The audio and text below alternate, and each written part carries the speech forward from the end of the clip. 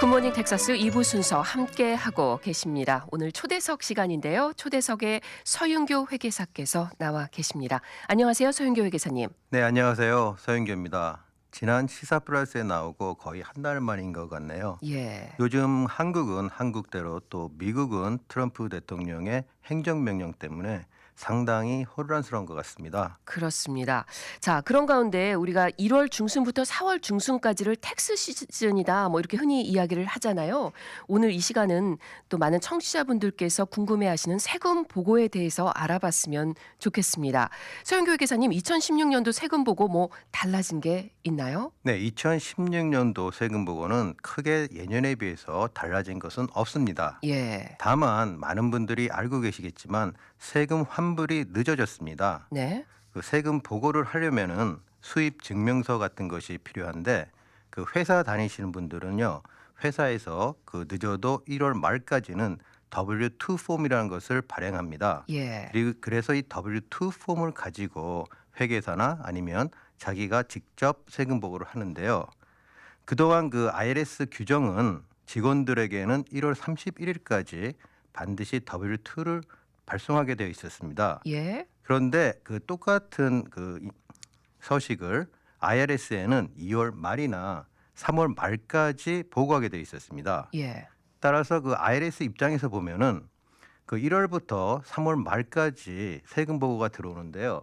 여기에 대해서는 아무런 그런 확인 절차가 없이 그냥 환급을 해주는 그런 구조였습니다. 아, 보고받은 것에 따라서. 예, 그렇습니다. 그러니까 전혀 그 확인 절차가 없었으니까 예. 그 사기로 세금 환급을 받는 사람들이 여태까지 아주 많았습니다. 예. 그러니까 작년 예를 들어서 그러니까 2년 전 2015년 뭐 예를 들면은요. 예. 약 한 3억 불 정도의 사기 환급이 나가지 않았나 IRS가 그렇게 추정하고 있습니다. 아, 그러니까 이제 본인 그 신고하는 측이 좀 위조할 수도 있고 마음대로 하면 그거를 확인 작업 없이 그냥 환급을 해주다 보니까. 네, 지금까지는 그랬습니다. 네. 그러다 보니까 너무나 많은 그 사기 환급이 이루어지다 보니까 올해부터는 IRS에서 규정을 조금 바꿨습니다. 예. 그래서 그 3월 말까지 그 IRS에 보고하게 되어 있는 W2 인포메이션을 네. 1월 말까지, 그러니까 회사원들이 똑같이 받는 그런 듀데이트는 1월 말까지로 바꿨습니다. 예. 그리고 이제 그 아이나 이런 부양가족으로 아이가 있는 그 납세자들이 세금 보고할 때는요, 그 세금 환급이 있는 경우에는 언제 세금 보고를 했든지 상관없이 세금 환급은 2월 15일부터 환급 체크가 나가기 시작합니다. 예. 그러니까 1월 말까지 W2 폼이 이제 IRS에 들어오고요. 예. 그리고 한 보름 정도, 15일 정도 어떤 확인 절차를 거친 다음에 2월 15일부터 이제 환급 체크를 IRS에서 발송하게 됩니다. 그렇군요. 그러니까 지금까지의 그 어떤 세금 환급 그 관련해서 사기를 친 경우가 많으니까 그걸 방지하기 위해서 이렇게 바뀐 거군요. 예, 그렇습니다. 제가 보기에는 아주 이건 잘한 일이고요. 예. 조금 늦지 않았나 하는 그런 감도 있는데요. 오히려 일찍 시작했어야 하는데. 예, 그렇습니다. 최소한 3, 4년 전에는 최소한 시작했어야 되는데 예. 이게 이제 올해부터 시작을 하게 된 겁니다. 네. 그런데 이제 문제는 그 IRS 입장에서 보면은 이제 세금 환급 그 사기가 상당히 줄어들 것으로 생각합니다. 예. 하지만은 문제는 세금 환급이 늦어지면서 또 지금 같은 경우에는 트럼프 대통령의 반이민 행정 명령의 여파로 1월과 2월의 경기가 아주 나빴다는 점입니다. 아, 우리가 텍스 리턴 받는다 이 얘기 많이 하고 또 기다리잖아요. 근데 이런 부분이 늦어지면서 경기에도 영향을 미칠 수가 있겠네요. 더더군다나 또 반이민 행정명령의 여파까지 말씀을 하셨는데 아무래도 서 회계사님께서는 일선에서 또 많은 분들 만나시다 보니까 그런 애로사항 많이 들으셨을 것 같아요. 한인분들 이 불경기가 어느 정도인가요? 네, 혹시 그 흑자 도산이라는 말씀을 들어보셨나요? 흑자도산이요. 네네. 예? 그 원래는 큰 그 대기업 같은 곳에서 이제 부동산이나 그러니까 건물이나 땅에 투자가 많이 되어 있는 경우에 그 운영에는 아무 문제가 없지만 어떤 때는 그 운영이 더 그 훨씬 더 좋아지는 경우지만 예. 그 현금 같은 유동 자산이 없어서요. 만기가 되어 들어오는 어음을 막지 못할 때 도산이 그러니까 우리가 테크니컬하게는 도산이 됐다 해갖고 비즈니스는 잘 되는데 경영은 잘 되는데 도산이 된다 해갖고 흑자 도산이란 말을 씁니다. 아, 전체적으로 보면은 흑자인데도 불구하고 당장에 이 막아야 되는 어음을 현금이 없어서 못 막으니까. 네, 그런데 이런 요즘 같은 경우가 딱 흑자 도산이란 말이 실감 나게 하는데요. 예. 요즘 그 비즈니스 하시는 많은 분들은 매상은 오르는데 매출은 오르는데 예. 그러니까 손님들이 많이 늘어나는데 요새 하도 불법 체류 자료를 단속하다 보니까 그 노동의 많은 부분을 담당하는 그 스페니쉬 계통의 사람들 있지 않습니까? 예. 이런 분들이 겁을 먹고 아예 일을 안 나오는 겁니다. 아, 그러니까 그 매상은 늘어나고 손님이 많이 오는데 일을 할 사람이 없어지는 거죠. 예. 특히 그 식당이나 그 카워시 하시는 분들 이런 분들의 고충이 매우 큰 것 같습니다. 예, 그렇겠네요. 이 텍스 리턴도 영향을 미치겠지만 무엇보다도 이 반민 행정명령의 여파로 저희가 보도에서도 많이 전해드렸지만 또 그 아이스 에이전트 이민 단속국에서 많이 이제 오다 보니까 이렇게 일에 필요한 스페니쉬 계통 분들이 안 나오다 보니까 흑자도산 이런 네, 부분들도 정말로 단속하는 그런 경우도 많이 있지만 예, 이제 뉴스 같은 것이 뭐 아이스 이민국의 직원을 뭐 15,000명을 증언을 하네 뭐 이런 말들이 나오니까 불안한 겁니다. 예, 그러니까 아예 그 일도 하러 나오지 않고 돈을 쓰러 나오지 않는다는 그런 그 루머들이 많아갖고 예, 예, 비즈니스에 특히 그 스페니쉬들을 상대하는 그 컨비니언스 스토어나 어떤 또 그런 그 카워시나 식당 같은 곳에 예. 그런데 문제들이 상당히 많은 걸로 제가 파악하고 있습니다. 예, 그렇기 때문에 또 애로사항이 있으신데 아무래도 이런 부분에 대해서 좀 대안들도 생각을 해두셔야 될 것 같고요. 자, 소영교 회계사님 올해 세금 보고할 때 주의사항이 있을 것 같은데 어떤 것이 있을까요? 네, 조금 아까 말씀드린 대로 그 연방 세금 보고는 크게 달라진 것이 없습니다. 예, 다만 주정부 세금 보고를 할 때는 많은 주들에서 아이디를 요구하고 있습니다. 예, 그러니까 예를 들어서 그 한인 여기 카지노가 가까워 갖고 그 카지노는 많이 가시는 그 한인 분들이 계시는데 그 카지노 수입이 있으면은 오클라호마에도 세금 보고를 해주셔야 합니다. 아, 근데 오클라호마도 그 세금 보고를 할 때 아이디를 요구하는 주이므로 그 세금 보고를 하실 때 오클라호마 주를 하실 경우에는 그 아이디를 반드시 지참하셔야 하겠습니다. 예, 그러니까 예를 들어서 뭐 텍사스에 거주하고 있지만은 캘리포니아에서 일을 했다. 이런 경우에는 이제 캘리포니아 아이디를 필요로 하는 것이 아니고 이제 자기가 사는 주 텍사스의 아이디를 갖고 가셔도 뭐 드라이버 라이센스라든가 아니면은 그 아이디 카드를 가져가셔도 세금 보고를 하셔도 됩니다. 그렇군요. 예. 또 아이들 학비 공제 신청하고 그런 경우도 있을 텐데 그런 때는 어떤가요?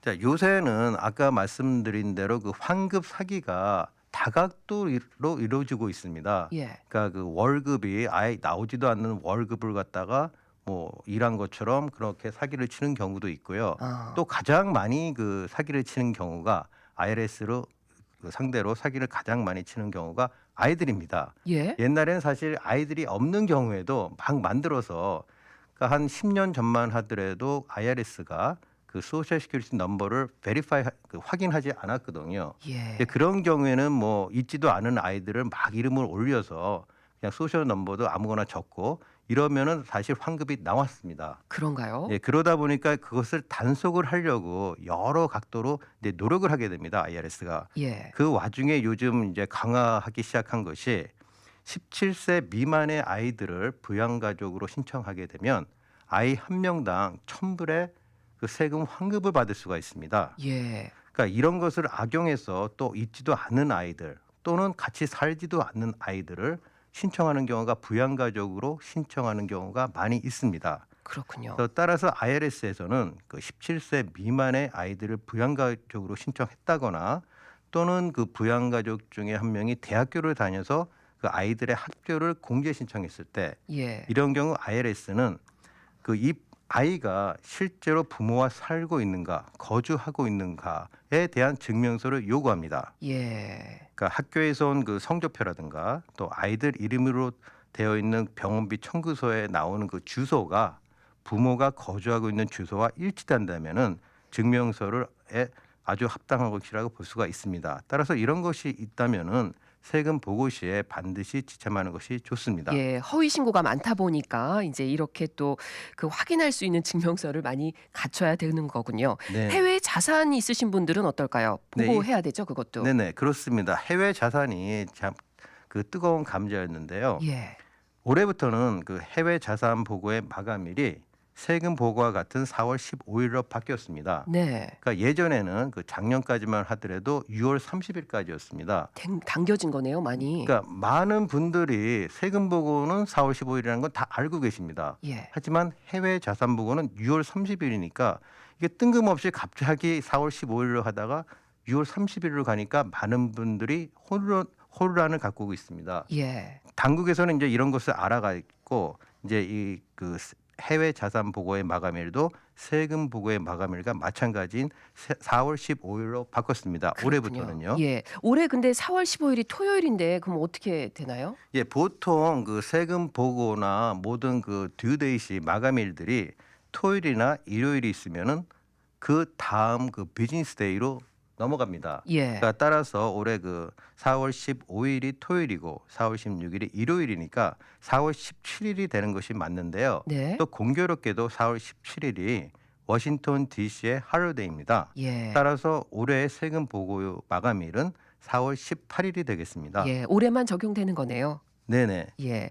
자, 그런데 이제 문제는 또 예. 이번에 좋게 바뀐 것이 하나가 있는데요. 네. 그 해외 자산 보고에 대해서는 지금까지는 연장 신청이 없었습니다. 그러니까 네. 6월 30일까지 무조건 해야 되는군요. 그렇습니다. 6월 30일까지 만약에 해외 자산 보고를 못 하시게 되거나 뭐 안 하시게 된 경우에는 그냥 아무런 그런 길이 없이 다시 페널티를 내서 자진 보고를 하거나 예. 뭐 이런 시스템이었는데요. 네. 이것이 사실은 그 1972년에 제정된 법으로 지금과 맞지가 않습니다. 예. 그래서 이번에 그 날짜를 바꾸면서 듀데이트를 바꾸면서 그 연장을 할 수 있게 해놨습니다. 네. 그런데 이제 그 세금 보고 같은 경우에는 4868이라는 폼을 써갖고 연장을 하는데요. 예. 해외 자산 보고는 아무런 그 폼이 없이 그냥 자동적으로 6개월 동안 그 연장하게 되어 있습니다. 아. 따라서 결론적으로 그냥 6월 30일 날 마감이었던 것이 10월 15일로 바뀌었다고 생각하시면 큰 무리가 없겠습니다. 그렇군요. 네. 자, 중요한 정보 주셨고요. 자, 주식회사의 세금 보고 마감일도 좀 조정이 있었다고 들었습니다. 예, 그렇습니다. 그 기존에 그 C 코퍼레이션 주식회사는 C 코퍼레이션과 S 코퍼레이션으로 바뀝니다. 예. 나눠집니다. 그런데 이제 우리가 많이 그 사용하는 것은 S 코퍼레이션이라는 것인데요. 네. 그 S 코퍼레이션의 듀데이트는 마찬가지 똑같이 3월 15일입니다. 그런데 이제 C 코퍼레이션도 지금까지는 그 3월 15일이었는데 예. 이것이 이제 4월 15일로 바뀌고요. 아. 또 기존에는 그 파트너십 세금 보고가 4월 15일이었는데 이것이 3월 15일로 바뀌었습니다. 그렇군요. 근데 이 두 개가 C 코퍼레이션과 파트너십이 서로 듀데이트를 이제 자리 바꿈했다 이렇게 생각하시면 되겠습니다. 예, 그렇군요. 또 연장도 가능하고요. 네네 예. 그렇습니다. 자, 세금 보고 관련해서 올해 좀 변경된 사항들이 몇 가지 있는데요. 이런 부분에 대해서 서영교 회계사님 아주 자세하게 설명을 해 주셨습니다. 주의사항도 마찬가지고요. 자, 마지막으로요. 이 세금에 대해서 우리 청취자 여러분들께 한 말씀 해주시면 좋을 것 같습니다. 네네 그 세금을 많이 내는 것은 누구나 다 싫어합니다. 하지만 너무 지나치게 비용 처리를 많이 해서 하게 되면은 그 IRS에 주의를 끌게 됩니다. 근데 개인 세무 그 감사율이 1% 이내이기 때문에 많은 분들이 뭐 1% 이내면 나는 안 걸릴 수 있어 뭐 이런 생각으로 과감하게 비용 처리를 원하시는 분들이 계시는데요. 예. 중요한 것은 1년, 2년 정도는 그냥 넘어갈 수 있습니다.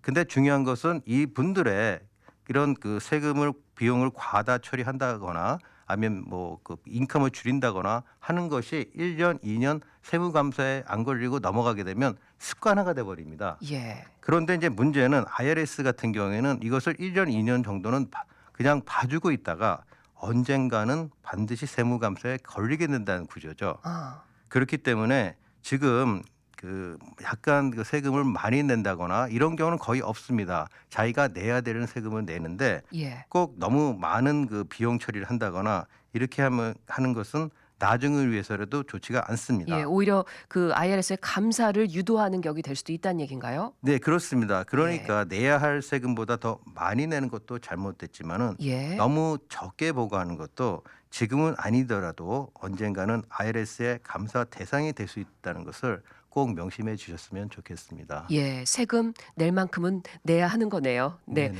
자, 오늘 텍스 보고에 대해서 서영교 회계사님 아주 자세하고 유익한 말씀 나눠 주셨습니다. 고맙습니다. 네, 감사합니다. 지금까지 서윤교 회계사와 함께했습니다.